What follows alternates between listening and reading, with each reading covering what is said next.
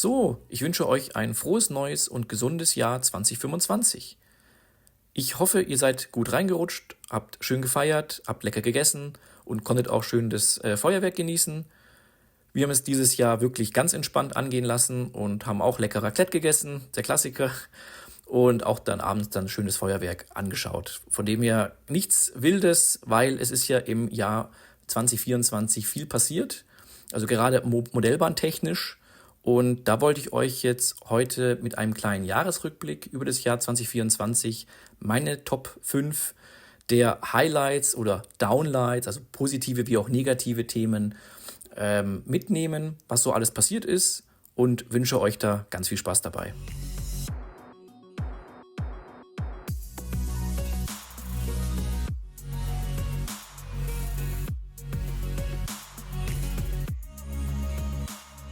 Ja, Platz Nummer 5, der Holzwurmbefall. Ihr habt es ja mitbekommen, wir hatten dieses Jahr wirklich größere Probleme, und zwar ist vor allen Dingen der linke Plattenteil vom Holzwurm befallen, und der Schock war groß, muss ich ehrlich sagen, als man das als erstes gesehen hat. Überall Späne lagen dann rum. Das hat vor allen Dingen meine Verlobte hat es dann mitgekriegt, warum überall hinten am Computer überall so Späne auf dem Tisch lagen. Ähm, Ich habe da erstmal geguckt, was ist das? Ja, da hat recht, dann waren da überall Löcher drin und dann so, oh Gott, und dann haben wir mal die Platte angehoben und dann waren da so viele kleine Holzwürmer. Es war echt Wahnsinn. Da ist dann der Abend schon gelaufen, davor noch schön die Eisenbahn fahren lassen und dann halt eben diese Hiobsbotschaft. Wir haben so viele Tierchen da auch wegmachen müssen, muss ich dazu sagen. Also waren sicherlich 100, wenn nicht sogar mehr.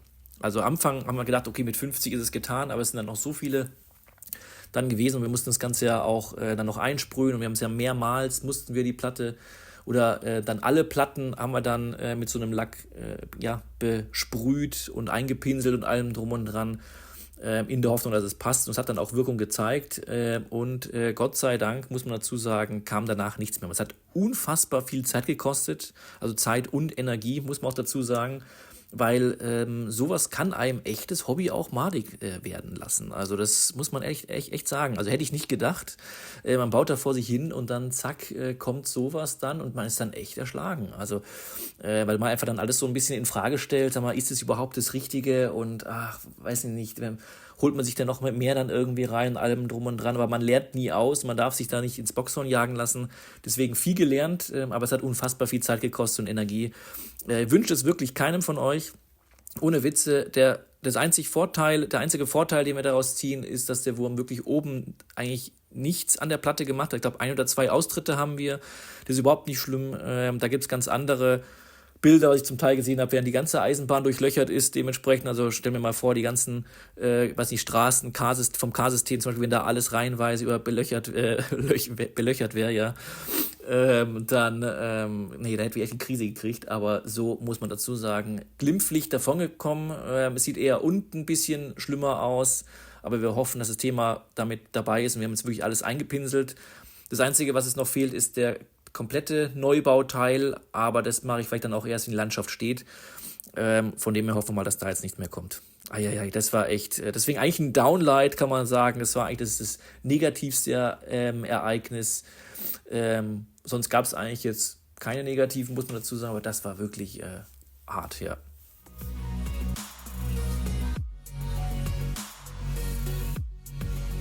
Ja, Platz 4, meine Modelleisenbahn im Wandel der Zeit. Warum habe ich das mit reingenommen? Es ist nämlich ein sehr freudiges Ereignis, und zwar hat es was mit meinem YouTube-Kanal zu tun. Ich habe ja davor nur eher so Livestreams mal gemacht, noch wo die Eisenbahn relativ klein war, und dann auch 2 Lokvorstellungsvideos, und das war quasi der Start, dass ich sage, ich mache jetzt vermehrt YouTube-Videos, und habe da einfach dann die verschiedenen Aufnahmen, die ich während der Jahre so aufgenommen hatte, dann zusammengeschnitten, allem drum und dran, um euch das einfach zu zeigen, wie eben dieser Wandel dann vonstatten ging. Das hat dann wirklich auch doch einige Leute von euch interessiert, muss ich dazu sagen. Das hat mich echt sehr positiv überrascht, muss man dazu sagen. Und deswegen habe ich dann gesagt, hey, komm, ich mache jetzt da einfach weiter. Und das war quasi dann der Start für die Wiederaufnahme meines YouTube-Kanals. Und ja, hat wunderbar funktioniert. Und deswegen echt klasse. Und ich gucke mir das Video echt auch selber sehr, sehr gerne an, weil es ist unfassbar, wie viel man doch in der Zeit dann so schafft. Also man selber neigt ja dazu, ja, dann oft, weiß ich nicht, eher manchmal auch die negativen Sachen zu sehen oder beziehungsweise sagt dann am Jahresende, hat man doch nicht geschafft, hätte man mehr dran arbeiten können und ach nee, hat man lieber das eine oder das andere lieber dann irgendwie gemacht, anstatt dann da zu arbeiten und man ist überhaupt nicht vorwärts gekommen. Aber jetzt, wenn man über die Jahre das Ganze mal so zusammen fasst und dann auch sieht, was man eigentlich geschafft hat, Wahnsinn. Also wirklich toll. Kann es auch jedem raten, macht es, weil es gibt immer, ich sag mal, kleine Motivationstiefs vielleicht dann irgendwie, wo man sagt, oder im Nachgang, wenn man sagt, man hätte, wie gesagt, dann stringenter an dem einen oder anderen Teil arbeiten sollen oder hätte sollen, beziehungsweise auch generell in der Eisenbahn, wenn man dann auch sagt, okay, man hat es vernachlässigt, weil man dann andere Sachen zu tun hatte. Aber wie gesagt, wenn man dann im Laufe der Zeit das Ganze so anguckt, man schafft unfassbar viel und ist dann wirklich auch stolz drauf.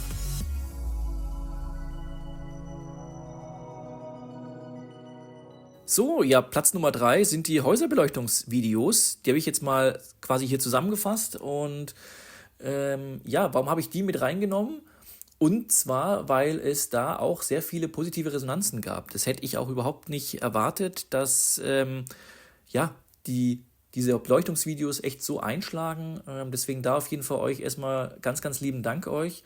Und ja, man muss sagen, man hat dann auch selber mit diesen Videos einen Fortschritt gemacht. Also man selber versucht ja auch immer besser zu werden und hat dann auch generell gemerkt, jetzt auch gerade beim Zusammenschneiden des Videos, ja, dass man wirklich einen Fortschritt gemacht hat. Also gerade wenn man jetzt am Anfang so sich überlegt, wie ich mit 11, 12 die Eisenbahn von meinem Papa bekommen habe und da hat man Glühbirnchen in ein Haus reingesteckt. Man hat dann die Häuser einfach irgendwie zusammen gemacht, danach aber nicht mehr angefasst, weil man ja immer Angst hatte, alles kaputt zu machen, hat eine Glühbirne unten reingesteckt, so eine kleine, und dann hat es geleuchtet, aber jetzt, dass man wirklich dann technische Module hat, um dann verschiedene Lichtszenarien auf der Anlage darzustellen. Wahnsinn. Und auch wie viele LEDs, also wie viele Lampen man auch dann jetzt in ein Gebäude setzen kann, um eben die Gebäude eben auch dementsprechend beleuchten zu können und dann auch interessant beleuchten zu können, um eben dann auch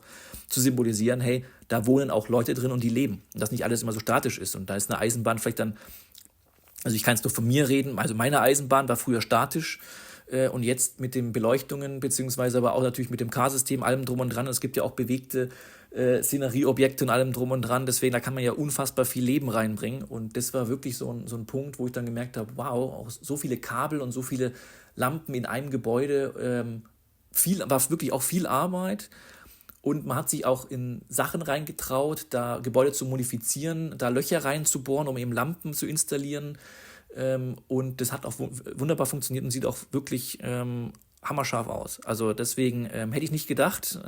Deswegen cool, dass es euch auch so gefällt. Da mache ich auf jeden Fall auch weiter. Und ja, es gibt immer was zu beleuchten, würde ich sagen, oder?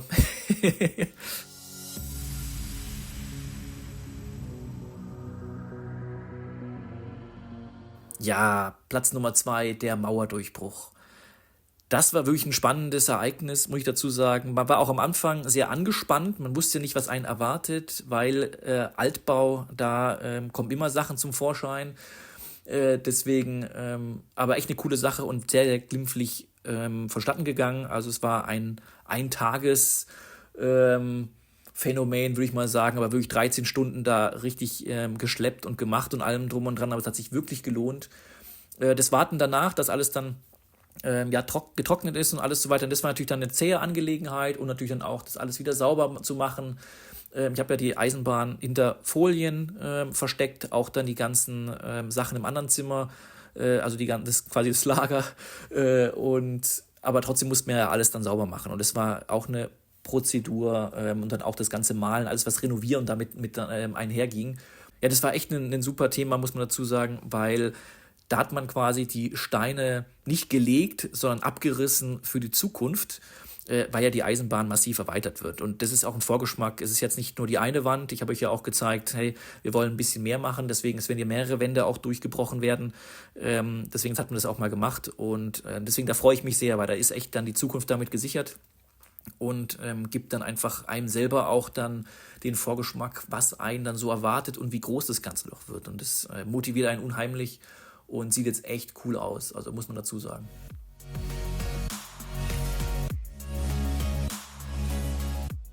So, ja, und jetzt auf Platz Nummer 1 ist das 500 Abonnenten-Special.